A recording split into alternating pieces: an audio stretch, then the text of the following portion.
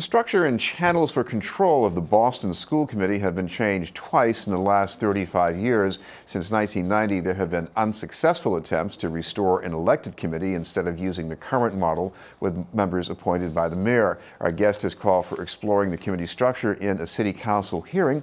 We'd like to welcome the new chair of the council's Committee on Education, Annissa Essaibi-George. Thank you very much for being with us, Councilor. Thank you, Chris, for having me. Councilor, this is a debate in the way that's been going on for a number of years. It never stops. I don't even know if we could count how many years it's been going on, but certainly since it was changed from an elected to an appointed. So why put this into play right now? Well, it's been a conversation starter and sometimes a conversation ender for a number of decades. And we have had a number of points along the way in my 2+ years now on the Boston City Council and the numbers of years before that, that the conversation about whether or not the Boston School Committee should be appointed or elected or a hybrid has been an item for conversation. So why not kick off my term as chair of the committee with this topic? Well, I have to admit, one thing that I suspect might be a factor here is the way the school committee handled an issue that you put into play before it happened, and that is the change in hours of starting times for the schools. Yeah. You know, they passed a change, part of which I'm sure you liked. The policy itself I loved, and I was a huge supporter of the policy, not what we got when we took all of our schools' data, put it into this algorithm, and came out with a little bit of a mess for all of our schools across the district. Yeah, and then you had this enormous blowback from parents. What did that tell you about the way things function?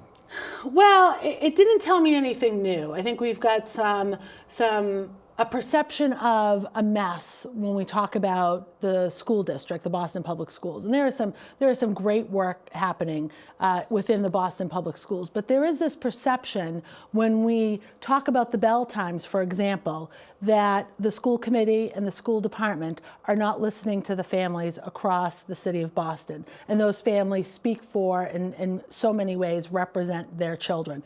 I'd say with the exception of the Boston Student Advisory Council, who are very able to speak for themselves.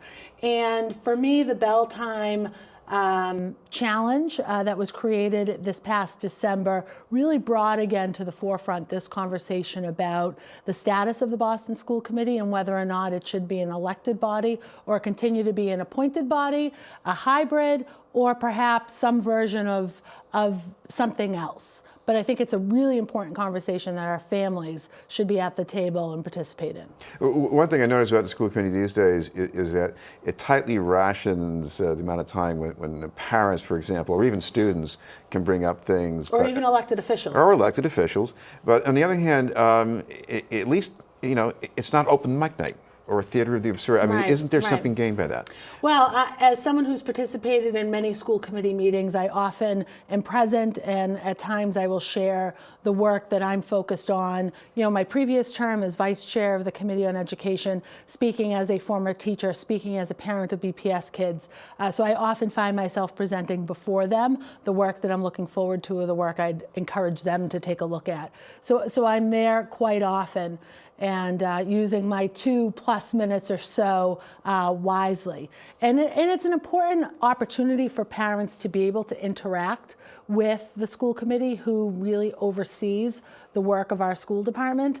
We just need to make sure that they are a body that truly listens to all of the families across the city and are making the decisions that are at the best interest of our children. And they should be the center of these conversations. And of course, another thing people have to think of is how the committee functions with the mayor. I mean, these days maybe it's more common for people, oh, they're a rubber stamp for the mayor, at least in terms of how the spending limit plays out. But on the other hand, I remember the elected committee, they were at loggerheads with it. I mean, you have this impasse because, you know, the committee didn't want to come to terms with the mayor or with the budget. Right. Well, there are some concerns that an elected school committee could be just like another city council. And I think that we could find a happier middle ground in which to all stand on. But again, I get back to the reason why I called for this hearing order was so that we could have a conversation in the public realm about one of the most important things we do as a city, and that's educate our children. This has been the news, and we're talking with Boston City Councilor Annissa Essaibi-George.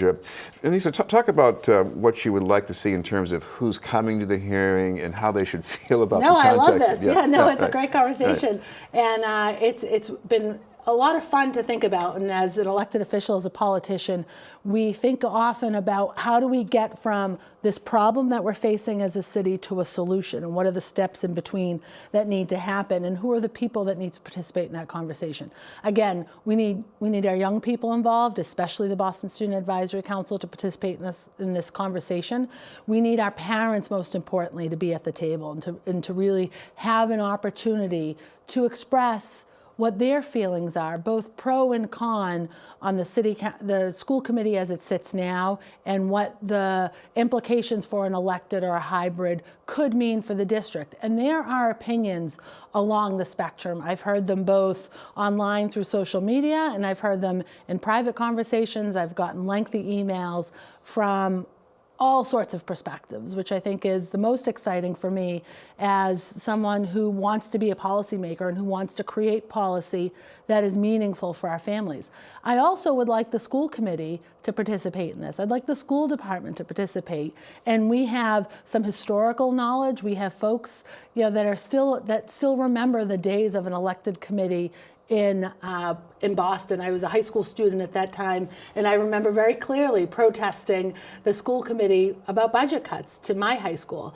And to be able to engage all of the interested parties is really important through this process, and it's a very long process. This is not a one and done hearing process. This is a conversation that would either way directly impact our kids and their experiences in their classrooms across the city.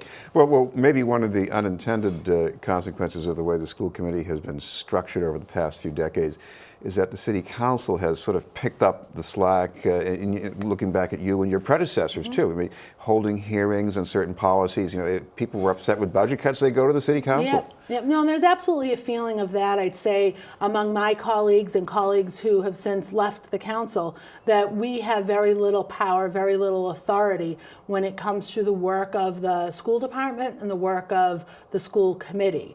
And where along the way could the city council assert more authority over that work? There is this feeling for sure of just a rubber stamp, especially when it comes to the budget, which we're preparing now to get into. I think it's next week that the Boston School Committee will receive the superintendent's budget or the mayor's budget. And over the process of the next 6 weeks, they'll sort of hammer that out.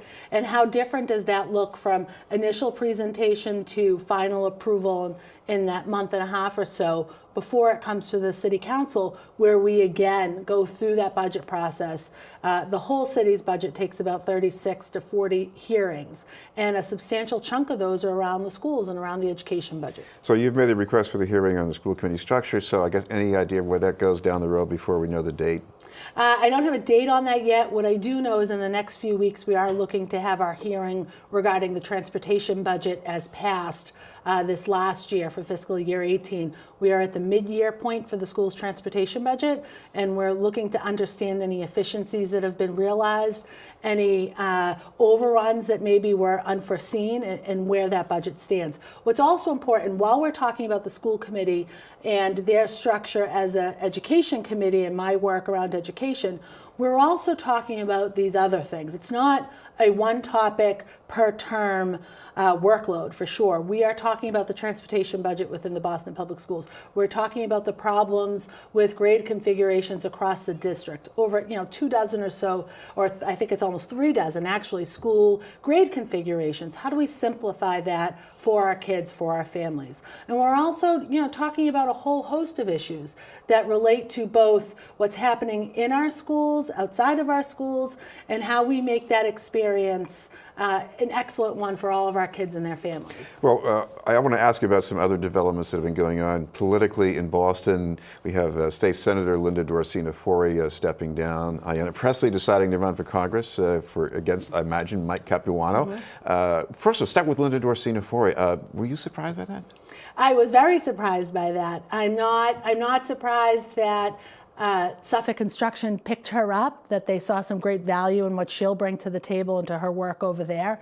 That's very exciting for Linda, and I congratulate her on that. I was surprised by the suddenness of it, and all of the sudden, I was in the middle of a meeting last week, and my phone was just going off. It was wild. What is going on in the world that can't wait? And it was news of her resignation and stepping down and taking on this great role with Suffolk.